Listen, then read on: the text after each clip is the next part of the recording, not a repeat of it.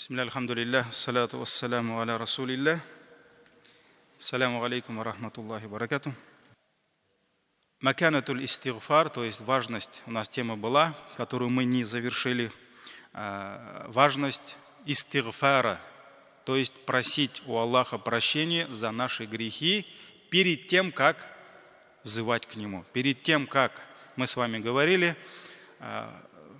что-то у Аллаха попросить, на что-то надеяться, в первую очередь мы должны обратить внимание на свои недостатки, на свои грехи, и мы должны попросить у Аллаха прощения за наши грехи. Попросить у Аллаха прощения за наши грехи. И именно к истигфару мы с вами говорили, я уже повторять не буду, пророки начали свой призыв, они призывали к таухиду, к единобожию, и они призывали свои народы, чтобы они просили прощения за свои грехи. Если Аллах простит грехи, то двери, которые были закрыты из-за этих грехов, иншаллах, они откроются. Вот эти преграды, которые останавливают милость Аллаха, которые останавливают, субханаллах, ризк, пропитание, который Аллах нам даст, иншаллах, но из-за наших грехов Аллах Тааля остановил это. Когда Аллах освобождает нас от грехов, эти преграды уходят, и, иншаллах, все, оно само, по милости Аллаха, приходит. Поэтому, еще, наверное, помните, мы с вами говорили про случай с Умар ибн Хаттабом, будучи халифом, когда он собрал весь народ, они направились в пустыню просить у Аллаха дождя, но Умар ибн Хаттаб во время дуа, во время истиска даже одного слова не сказал, даже один раз не упомянул про дождь. Он не стал просить у Аллаха дождя, а он стал просить прощения. Просто просил прощения. Он не просил дождя. И когда они вернулись домой, Аллах наградил их, одарил их действительно очень баракатным, благодатным дождем. И люди удивились, подошли к амиру и сказали: «Я амируль му'минин, ты ни разу не попросил у Аллаха дождя, а Аллах дал нам дождь. В чем секрет этого?» На что Умар ибн Хаттаб ответил: «Я не стал просить у Аллаха дождя, но я попросил у Аллаха то, что служит причиной дождя». Это истигфар. И прочитал им аят, сурат Нух, 10 аят. «Вакульту стагфиру Раббакум иннаху кана гаффара, юрсили самаа алейкум мидрара». Просите у вашего Господа прощения, ибо и тогда Он, воистину Он был прощающим, Он не спошлет вам с неба обильные дожди. Поэтому Аллах одарил их. И другой случай, который тоже связан с сурой Нух, этот случай уже связанный с табигинами, с последователями сподвижников, а именно с величайшим ученым нашей уммы, это Хасануль Басри. По-моему, эту историю мы не читали еще. Как-то раз Хасануль Басри подошел один человек и... кто такой Хасануль Басри, вы, наверное, слышали, это действительно величайший ученый. Человек подошел к Хасануль Басри и начал жаловаться на засуху. Потому что, раньше жизнь людей напрямую зависела от дождя. Если идет дождь, будет дождь, то у него и пшеница будет, и рожь, и остальное, его семья будет жить. Так ведь? Потому что все напрямую было связано с дождем. И не было дождя. И он пришел к Хасануль Басри и начал жаловаться, что засуха, что все высыхает. На что Хасануль Басри сказал: «Истагфирилля». А ты попроси у Аллаха прощения, делай истигфар. Вот это был его ответ. Потом же к нему пришел другой человек и начал жаловаться от нищеты. То есть у меня денег не хватает, очень мало, я весь в долгах, что мне делать, у меня семья, у меня дети, дай мне какой-нибудь насихат, сделай за меня дуа и так далее, и так далее. Таких проблем у нас у многих есть, так ведь бывает. Он послушал и ему дал такой ответ: «Истагфирилля». А ты попроси у Аллаха прощение за свои грехи.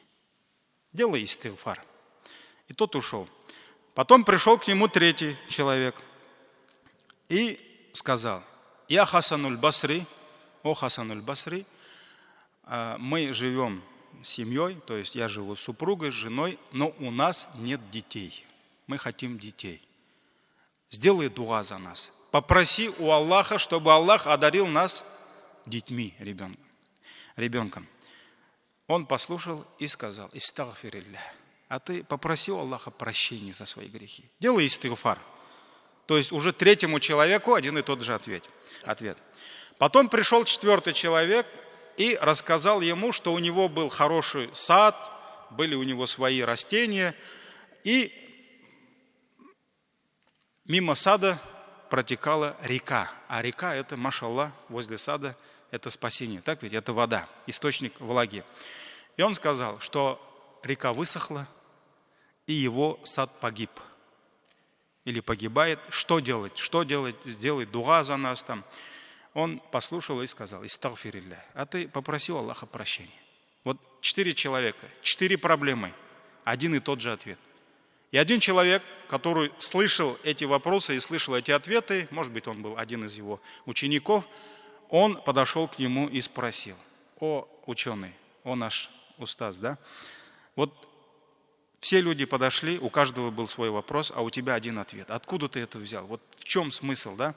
На что Хасануль Басри ответил: «Я это не придумал сам и не из своей головы вытащил, а про это Всевышний Аллах сказал». И он прочитал сурату Нух, 10, 11, 12 аяты.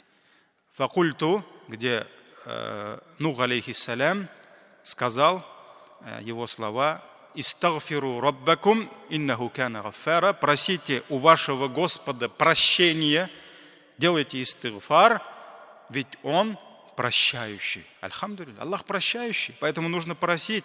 «Юрсили самаа алейкум мидрара». И тогда, если Аллах простит вас, а Он прощающий, Он не спошлет вам с неба обильные дожди. Это ответ на какой вопрос?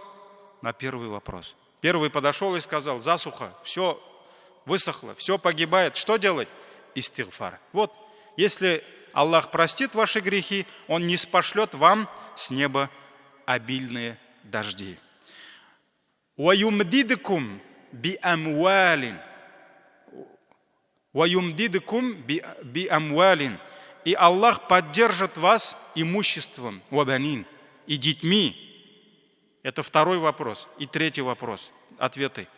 Би амваль. Второй же подошел: «У меня долги, я не знаю, как от них избавиться. Пусть Аллах мне ризк даст, сделай дуа». Вот, если Аллах простит, Он поддержит вас имуществом. А у Аллаха очень много имущества, безграничное количество. И детьми. Это уже третий человек. «И взрастит для вас ваядж'аль лакум джаннат ваядж'аль лакум анхара». И взрастит для вас сады и создаст для вас реки. Это уже ответ на вопрос четвертого человека. Вот поэтому весь смысл, машаллах, в том, чтобы Аллах простил наши грехи. А если Он простит, иншаллах, Он нам даст то, что даже мы не просили у Него. Потому что именно грехи, они ложатся на путь, который преграждает милость Аллаха, не доходит до нас. И вот, когда я еще был шакирдом, в мадресе учились, мы, помню, проходили, шейх нам давал тему ахкамуль адха, то есть забх, правила и условия жертвенных животных, как нужно забивать. И там была такая тема фадиля, то есть превосходство. Какие аджры, какие награды получает человек, получит за то, что он забивает животные. И наш шейх начал приводить хадисы про прощение грехов, что когда человек забивает животное ради Аллаха, Аллах прощает его грехи. Но почему-то мы как бы не успокоились этим, потому что наша природа такова, что нам нужно что-то такое другое, да?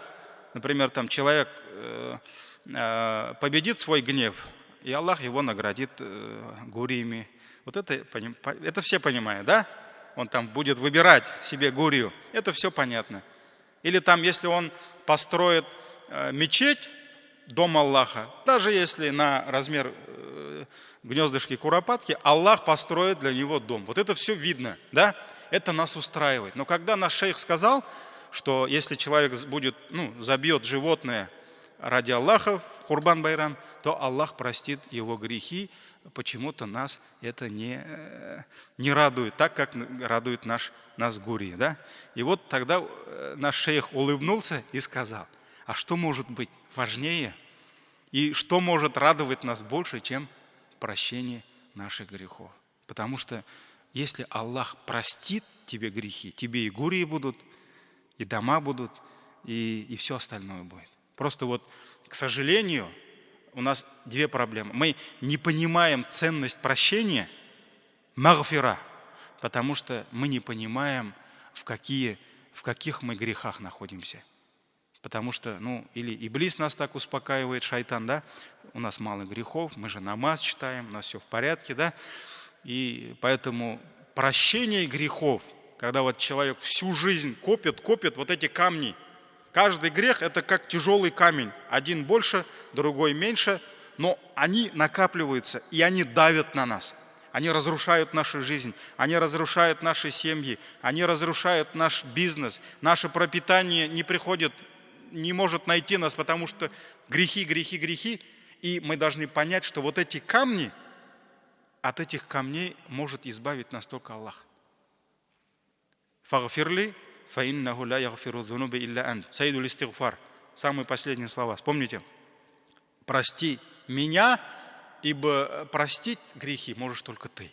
Поэтому, если эти камни Аллах не уберет от нас, никто не сможет убрать. Поэтому, машаллах, прощение грехов – это великое благо, которое открывает путь, субханаллах, к сотням, к тысячам благ. Вот это, к сожалению, нам иногда трудно понять. И вот, альхамдулилля,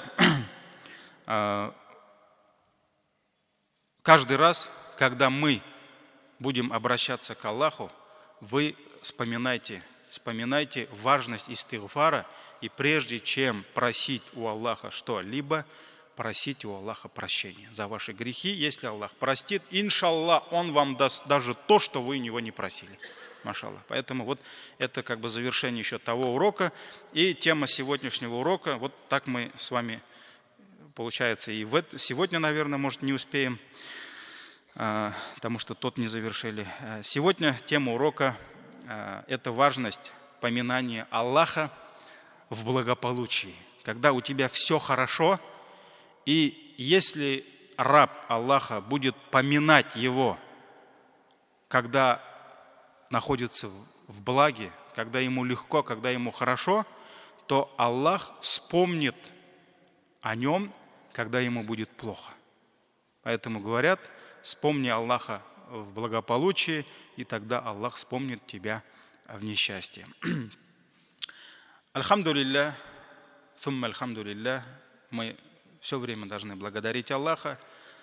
Мы с вами живем под многочисленными благами нашего Создателя, Всевышнего Аллаха.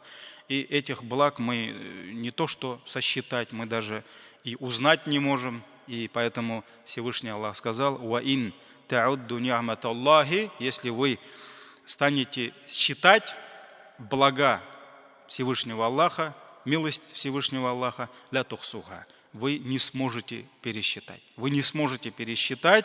«Инна Аллаха ля гафурур рахим», воистину Аллах, воистину прощающий и милосердный. Он нам прощает нашу неблагодарность. Потому что мы не то что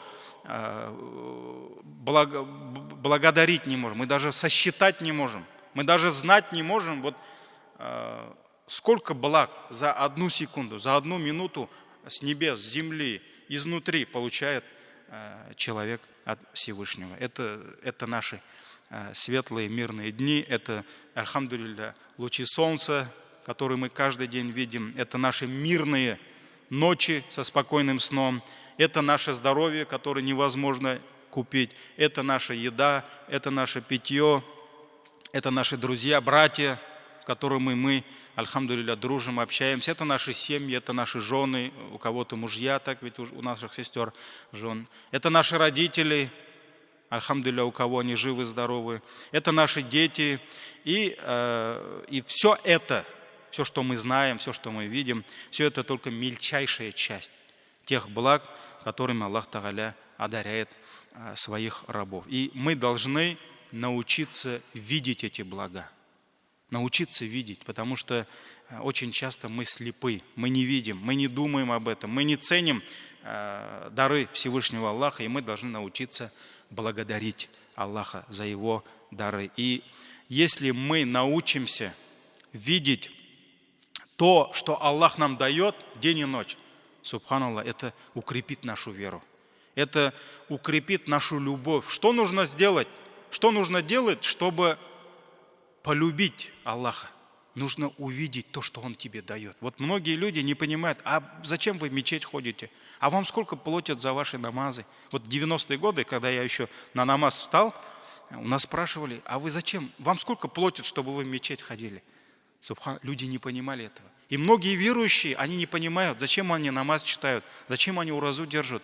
Субханаллах, Аллах, зачем ты в мечеть ходишь? А я хожу в мечеть, в дом Аллаха. Зачем? А чтобы поблагодарить Его. Не просто что-то попросить у Него, а чтобы просто поблагодарить Его за то, что Он мне дает, машаллах. Поэтому благодарность. И когда мы научимся видеть вот эти блага, дары Всевышнего Аллаха, наша любовь к Нему будет еще крепче. И почему пророк, саллаллаху алейхи вассалям, у которого Аллах простил все его грехи, прошлые, настоящие и будущие, и он обязательно будет в раю. Если он не будет в раю, самое лучшее создание Аллаха, то кто в раю? Он лучше Джибрииля, он лучше Микаиля. Это наш пророк Мухаммад, саллаллаху алейхи вассалям. И он будет ходатайствовать, когда никто не посмеет. Ни Адам, ни Нух, ни Муса, ни Иса. Никто не посмеет стать перед Аллахом и попросить за кого-то, чтобы Аллах простил его, чтобы Аллах одарил. Все будут дрожать, ангелы будут дрожать. И только пророк Мухаммад станет и скажет: да, я для этого. Да, я для этого, чтобы заступаться за вас. И он будет заступаться за каждого из своей уммы, которая была на его сунне, на его пути. И вот этот пророк, если он не будет в раю, кто в раю? Он будет в раю. Он достоин больше всех. И этот человек, саллаллаху алейхи вассалям, ночами выстаивал молитвы так, что отекали его ноги. И Айша, радиаллаху анха, будучи женщиной, она жалела пророка и спросила: ты зачем тебя так мучаешь? Ведь Аллах простил все твои грехи, ты будешь в раю. На что пророк, саллаллаху алейхи вассалям, ответил как? Афаля акуну абдан шакура. Неужели я не должен быть благодарным Аллаху за это? Если Аллах простил все мои грехи, если я буду в раю, неужели я не должен благодарить Аллаха за это? Поэтому, машаллах, вот эти милости, дары Всевышнего Аллаха, если это все видеть, это все понимать, это будет побуждать нас поклоняться больше, будет побуждать нас совершать, иншаллах, больше благих дел. И несомненно, когда человек находится в благополучии, да, когда нет войны, мирное небо над головой, когда, машаллах, все хорошо с близкими, с женой, с детьми, все рядом, да, когда у тебя ничего не болит, и в этом положении, в благополучии, поклоняться Аллаху легче. Совершать благие дела проще, чем когда человек испытывает какие-то трудности, когда его постигает какое-либо несчастье. Вот представьте себе, если Аллах сахласын, упаси нас Аллах, если будет, вот сегодня была бы какая-нибудь большая проблема в нашей семье, разве мы сегодня сидели бы здесь? Нет, мы бы решали эту проблему. Если бы у нас ребенок заболел бы, мы сейчас в больнице бегали бы. Так ведь?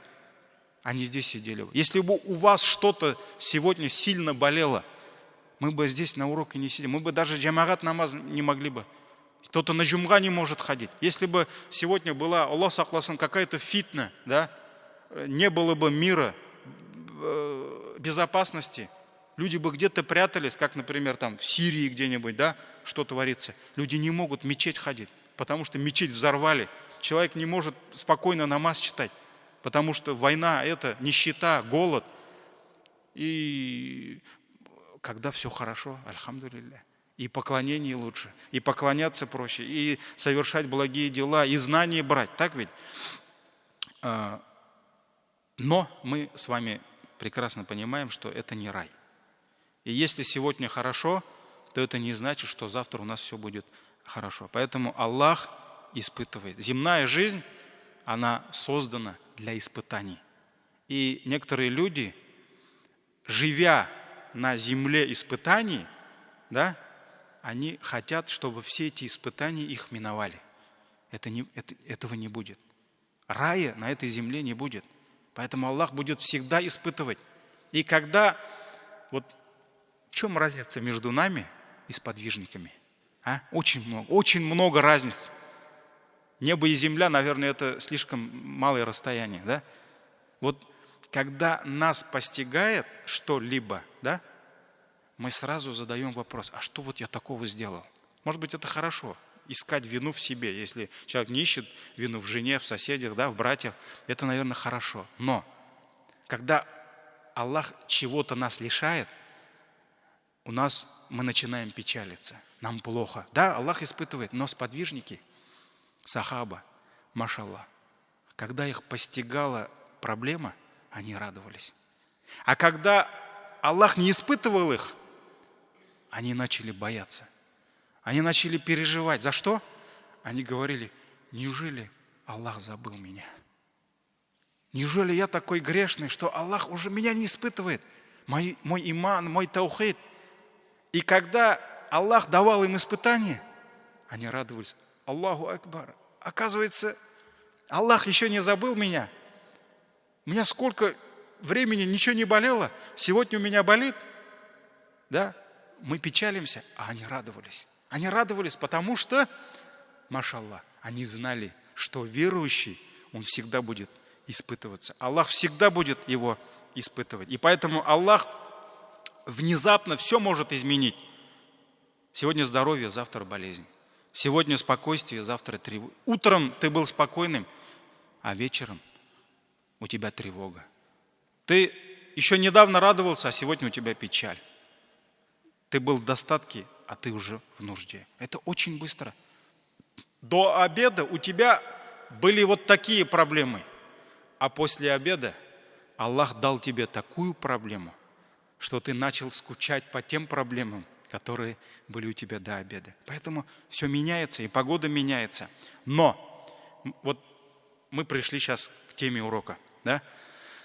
Если раб Аллаха, если человек всегда поминал Аллаха, когда ему хорошо, когда он радовался, если он не забывал Аллаха, если он все время возвеличивал, восхвалял Его, если он все время просил у Него, да, то есть не забывал о Нем, вот все это будет причиной того, что Аллах не забудет о Нем, вспомнит о Нем и поможет ему тогда, когда ему нужна Его помощь, когда ему плохо, когда достаток превратился в нужду, когда здоровье превратилось в болезнь, когда радость превратилась в печаль.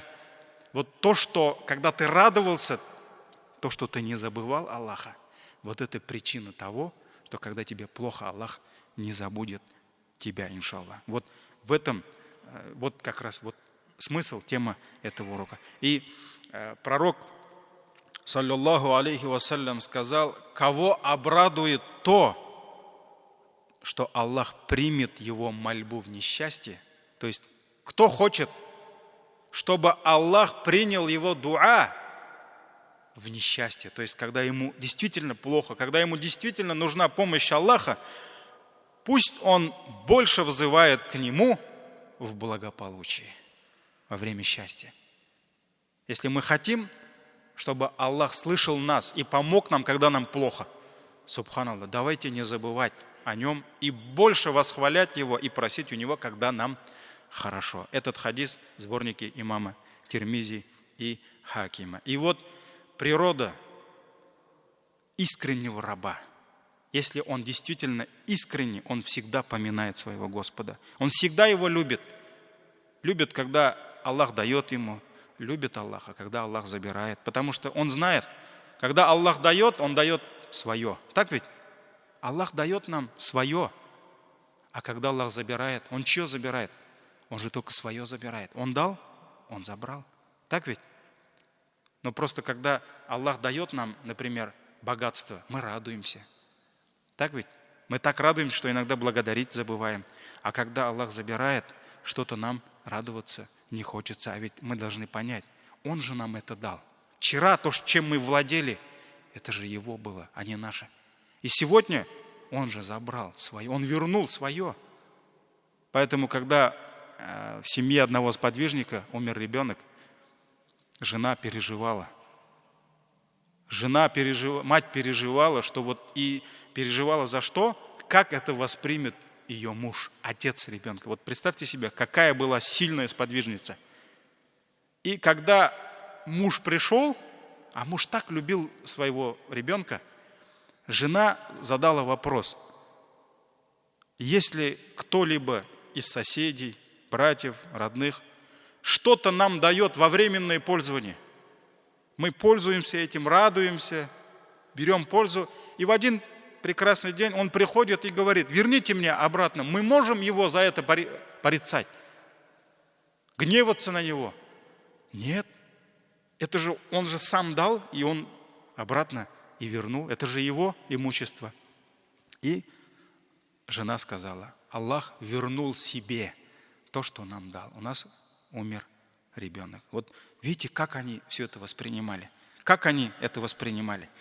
И искренний раб, он всегда поминает Аллаха. И утром, и вечером. И когда ему хорошо, и когда ему плохо. Когда он радуется, ликует, он не забывает Аллаха. И когда он печалится, он не забывает Аллаха. Он не забывает Аллаха, когда все легко идет, и когда все очень плохо и очень тяжело. Он поминает Аллаха, когда у него нет проблем со здоровьем. И он поминает Аллаха, когда болеет, когда у него настроение есть, и когда у него настроения нет. Поэтому он всегда должен поминать Аллаха. Но те, которые поклонялись другим божествам, то есть это качество мушриков, многобожников, когда им было хорошо, они всегда забывали Аллаха. Им Аллах не нужен был. А зачем Аллах, когда все у тебя и так хорошо, вопросы решаются, все есть, так ведь? Но когда Аллах создавал такие ситуации, когда они понимали, что вот это завеса покрывало, оно куда-то уходило, многобожие, оно куда-то уходило, когда они понимали, что вот эти изваяния, они не слышат, не видят и никому, даже себе не могут помочь. Вот в этот момент они понимали, что только Аллах может решить их проблемы, и они возвращались к единому Аллаху. Все, они уже были муахидами, у них уже был таухид, они оставляли ширк, потому что понимали, что вот это все, оно бесполезно. И про это Аллах Всевышний говорит: وَإِذَا مَسَّ الْإِنسَانَ دُرٌّ دَعَى رَبَّهُ مُنِيبًا إِلَيْهِ. И когда человека коснется вред, Аллах дает ему проблему, он взывает кому? Конечно, к своему Господу, потому что только Аллах может помочь. Он взывает к своему Господу, обращаясь к Нему одному. Все, нету этих изваяний, изображений, святых, нету, только Аллах один. Он обращается только к Аллаху. Да, если Аллах Тааля сожмет его, даст ему на его голову проблему, да, они все понимали, что эти камни, эти краски, они не могут помочь. Они не могут помочь. И они ждали помощи и надеялись только на помощь Всевышнего Аллаха. Но Аллах, когда избавлял их от этой проблемы, когда после проблемы, горя приходило облегчение, они снова закрывались вот этим покрывалом многобожий. Они снова начали приобщать Аллаху кого-то в сотоварища. ثم إذا خوله نعمة منه نسي ما كان يدعو إليه من قبل. Когда же он предоставляет ему благо от себя, то есть все, он лишил, Аллах избавил их от проблем и дал им ни'ма от себя, человек забывает того, кому он взывал прежде. Он еще недавно, машаллах, так искренне дуа делал, когда ему было плохо, когда что-то у него болело, когда ребенок в реанимации лежал, и врачи не знали, что с ребенком делать. А тут Аллах, машаллах, дал просвет, облегчил, да? И он забывает того, кому он взывал прежде. И что? وَجَعَلَ لِلَّهِ أَنْدَادًا. И начинает равнять с Аллахом других. Все, он возвращается к многобожию. «Лиюдилля ан сабили», чтобы сбить других с его пути. Поэтому вот такова природа многих людей, к сожалению. И даже если посмотреть, вот как человек приходит в мечеть, да, многие люди, они не приходят, когда им хорошо. Так ведь? Вот иногда приходят, к имаму заходят ко мне, рассказывают свои проблемы, вот говорят, за что нас Аллах наказывает. Я у них вот очень часто спрашиваю, а вы когда в последний раз в мечети были? Некоторые даже вспомнить не могут, а некоторые говорят, я первый раз. Некоторые говорят, да я вот год назад был, или на празднике Курбан-Байрам был, да, на 5 минут, садака положить, да. Я говорю, а вот если бы у вас такой проблемы не было бы, вы бы пришли в мечеть? Они говорят, наверное, нет. Понимаете? Иногда Аллах, машаллах, создает причины, чтобы мы вспоминали о нем. Но люди живут вот в этом обмане, лжи. Когда им плохо, они с Аллахом. Когда им хорошо, они забывают. Но Аллах ставит точку на это и говорит, «Куль», продолжение аята, это сурат Зумара, толпы 8 аят. Все, что мы с вами читали. «Куль», скажи им, «Таматтаа бикуфрика калиля». Пользуйся. Они же пользуются. Когда плохо, Аллах нужен, религия, мечеть нужна. Когда нет, то не нужно. Пользуйся своим куфром, неверием немного. Нет, недолго. «Иннака мин асхабин нар». Воистину ты будешь одним из обитателей ада. Поэтому люди такие. И вот Аллах поэтому ставит так точку.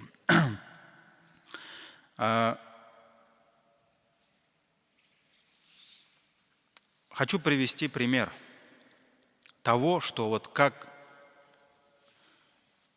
праведный раб, который никогда не забывал восхвалять Аллаха, который всегда поклонялся Аллаху, когда было ему хорошо, когда он был в благополучии, жил, да, и вот это все оказалось причиной того, что Аллах принял его дуа и спас его, когда ему было плохо. Мы знаем с вами пророка Юнуса, алейхиссалям, которого Аллах Тааля отправил в город, где численность была примерно 100 тысяч. Я так читал уж, 100 тысяч человек. Это вот примерно город Масул. Вот как раз вот эти сейчас военные действия идут. Ирак, да, вот там. И так получилось, что Юнус, алейхиссалям, он покинул свой народ. Так ведь на это были свои причины. Да. И вот Юнус, алейхиссалям, Аллах Тааля пожелал, чтобы его выбросили с корабля в море, а уже все было по сценарию, по предопределению Аллаха. Его уже поджидал кит, рыба, Аллах, который приказал проглотить этого человека. И рыба проглотила.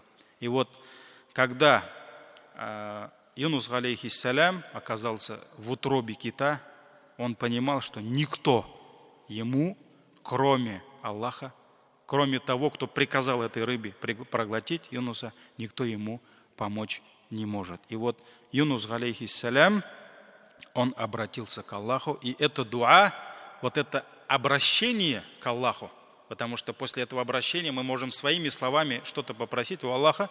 Посланник Аллаха, саллаллаху алейхи вассалям, сказал, в хадисе говорится, что это дуа мустаджаб, то есть это дуа, который обязательно получит ответ.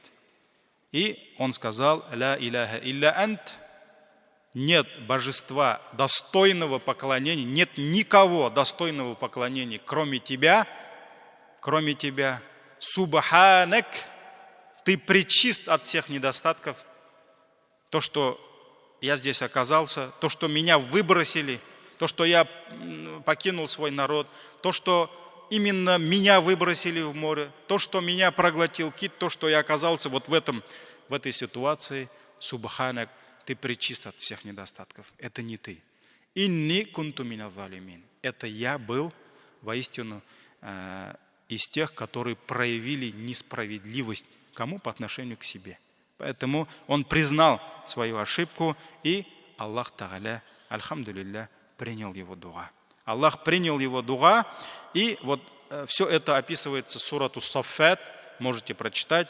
Сура Саффат, это после как раз Ясина, 143-144 аяты, где он воззвал к Аллаху, и Аллах, альхамдулилля, освободил, ответил на его мольбу и освободил его. Но вот здесь Аллах говорит, если бы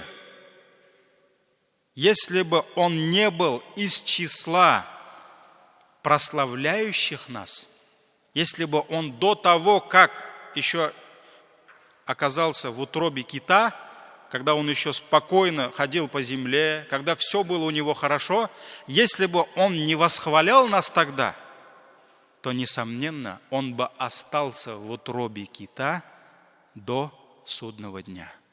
Аллах не приказал бы киту выбросить его на берег моря.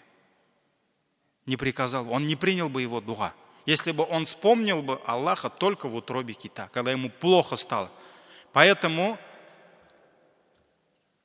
результат, то, что он там еще, когда у него не было таких проблем, машаллах, он всегда восхвалял, поклонялся Аллаху. Вот это стало причиной того, что Аллах принял его дуа здесь. То есть иногда вот мы делаем дуа, и мы не видим ответа. Машаллах. Отвечает на дуа всеслышащий, всевидящий, мудрый, милостивый. Он отвечает. И он сказал, и сказал ваш Господь, взывайте ко мне, просите у меня, я вам отвечу. Аллах обещал. Но нам быстро нужно, да? Вот поймите одно. Когда мы просим, иногда дуа от нас уходит, когда нам хорошо. Но ответ приходит тогда, когда нам плохо. Вот эта дуа причина того, что Аллах, машаллах, примет твой дуа. Юнус алейхиссалям просил. И вот Аллах ответил ему тогда, когда он оказался в утробе кита. Когда вот действительно ему нужен был ответ, Аллах Тааля принял его дуа. Это Юнус алейхиссалям. А другой пример, это пример самого, наверное, страшного кафира в истории всего человечества. Это пример фараона, который жил во время Муса, алейхиссалям, потому что фараон – это цари Египта, так ведь? И поэтому фараонов было много. Но мы в Коране читаем про фараона, который жил во время Муса, алейхиссалям. Мы знаем, что фараон, увидев в один день, Аллах одарил его властью, деньгами, царством, вот эти пирамиды, это же все было власть, так ведь? Все не то, что подчинялись, покоряли, они поклонялись ему, они обожествляли его. И вот этот фараон в один прекрасный день, он не выдержал испытания. Иблис подошел к нему, наверное, погладил по спине и сказал, а не ты ли Господь Бог? Да? И он согласился с этим. Он заставлял всех поклоняться ему. И вот этот фараон, вместо того, чтобы, субханаллах, благодарить Аллаха, Аллах отправил к нему Муса, алейхиссалям, Харуна. Аллах отправил ему столько чудес. Он своими глазами видел. И он сердцем верил, что это чудеса Аллаха. Что вот эта саранча, которая все на пути пожирала, это было от Аллаха. Что вода, питье, все превратилось в кровь, а потом Аллах избавил их от... Это все муаджизат. То есть это все чудеса, с которыми пришел Муса, алейхиссалям, но он возгордился. И он не стал уверовать в Аллаха. Но когда он пересекал Красное море, за Муса, алейхиссалям, и за верующими, которые из Бану Исраиль, да, Аллах закрыл море. И когда вот эта соленая, горькая морская вода начала поступать ему в легкие, он понял, что никто ему, ни его министр обороны Хаман, да, который все время помогал ему в его злодеяниях. Никто ему не может помочь. Ни его царство, ни его пирамиды, ни его власть, ни его слуги, рабы. Никто не может помочь. Тогда он искренне, а он был искренним. Он воззвал к Аллаху. Он просил, чтобы Аллах спас его.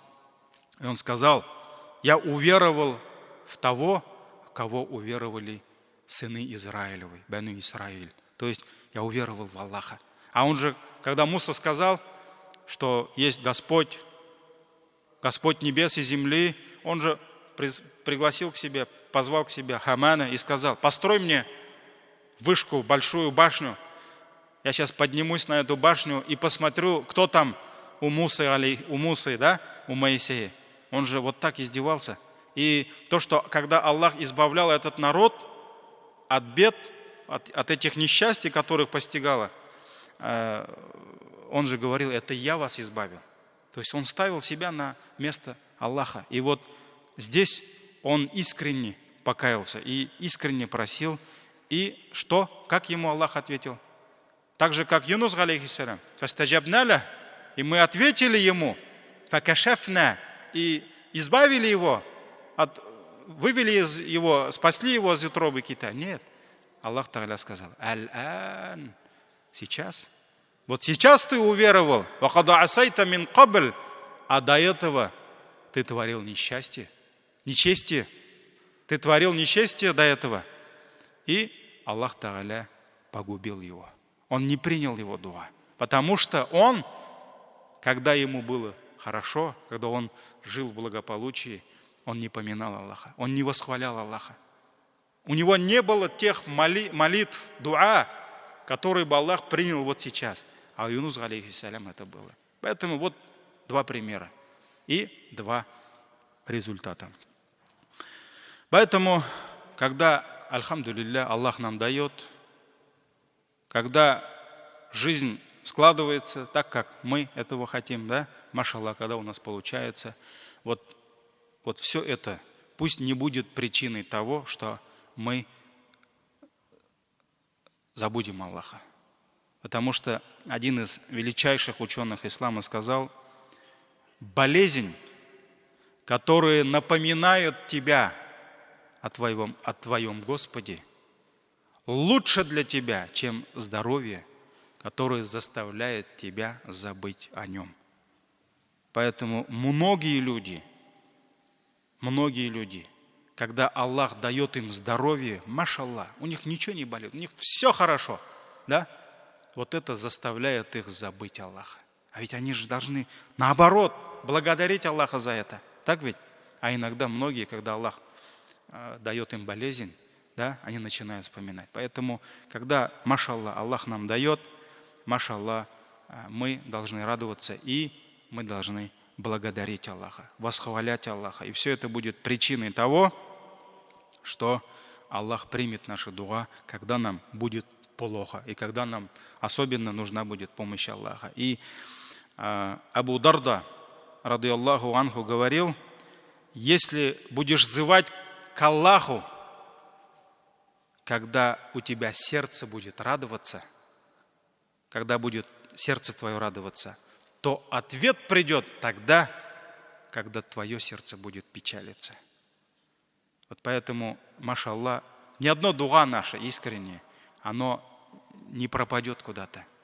У Аллаха ничего не пропадает. Люди забывают, но Аллах не забывает. Поэтому, еще раз говорю, взывайте к Аллаху, когда ваши сердца радуются, и тогда ответ придет за это дуа, когда ваши сердца будут печалиться. Поэтому, альхамдулилля, Аллах Тааля прощающий наши грехи, Аллах Тааля, альхамдулилля, принимающий наши дуа. Поэтому всегда восхваляйте Его, всегда взывайте к Нему, и тогда, иншаллах, Аллах Тааля, поминайте Аллаха.